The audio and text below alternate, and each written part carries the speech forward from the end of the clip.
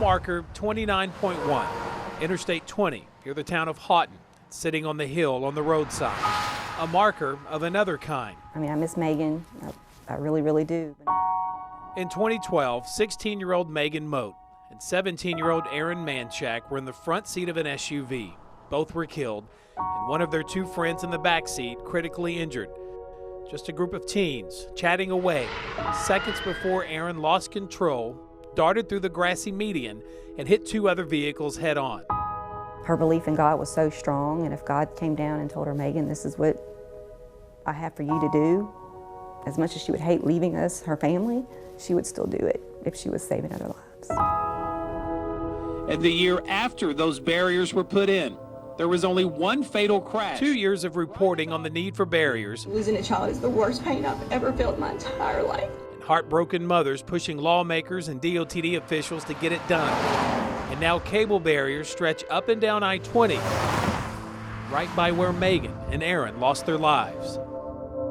Bittersweet, you know, because you think of the fight we've had and the knowledge we've had that these barriers could have been up many, many years before my daughter's accident. Megan's mother has prayed her daughter's death not be in vain. God had an angel watching out for us today.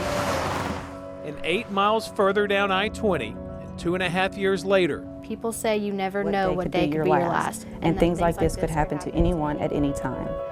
Kelly Hatfield's prayer was answered, posted to Facebook, and directed right at her. So thankful the Lord is allowing me and these two girls to walk away from this and live to see another day.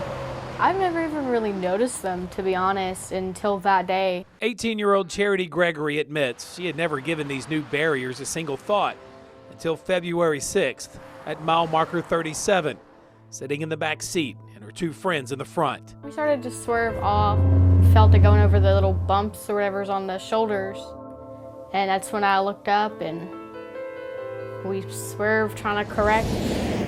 Just a group of teens chatting away seconds before losing control of their car and darting across the grassy median. Two almost identical accidents. It's very similar. It's terrifying how similar they are. With one major difference, the ending. We were sitting there in the ambulance waiting to go to the hospital, and it was just kind of like this just really happened. It made me smile.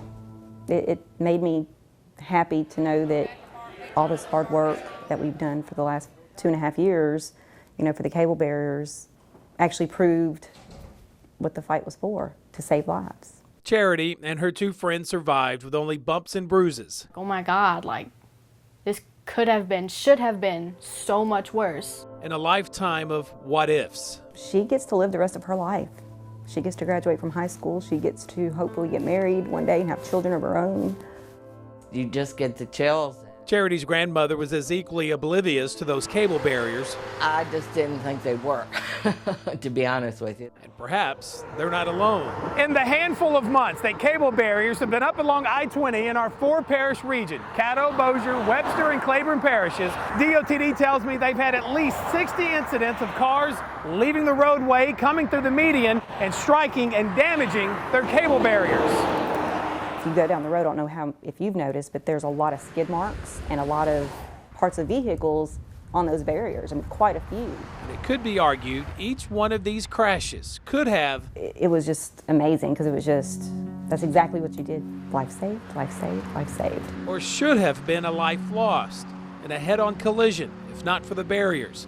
Exactly what Charity says a state trooper told her minutes after their crash. One of the highway patrol officers were like, you know, those metal barriers just saved your life. It's doing its job. State troopers see more and live with more than you and I would think possible. When you do have a crossover crash, they are pretty horrific. And they're usually that crash that stays with that trooper his entire career, the one that he never forgets about. And after living through and then watching what troopers see every day. I can't imagine what was going through any of their minds when they hit that median and started crossing it. We've seen all the video footage from her accident and everything, and we just started bawling, like just looking at it, and we were talking about it. Charity felt compelled to say thank you. To the families who got the steel barriers up, from the bottom of my heart, I thank you. To a mother whose life has changed forever and is pushing for change for everyone else. I'd like to thank all the parents of the children who died and were injured more than 2 years ago on I-20. We just felt obligated that we needed to reach out to her and be like, look, thank you for everything that you've done.